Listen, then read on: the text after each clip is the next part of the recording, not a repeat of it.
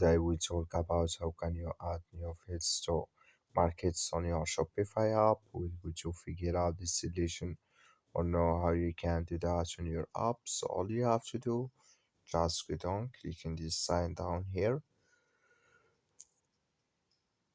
Then it's going to show for you a list like this, and you click here on settings. So then it's going to take you to this list here. Then all you have to do now, you just go down here. So you keep going down and you click here on custom data.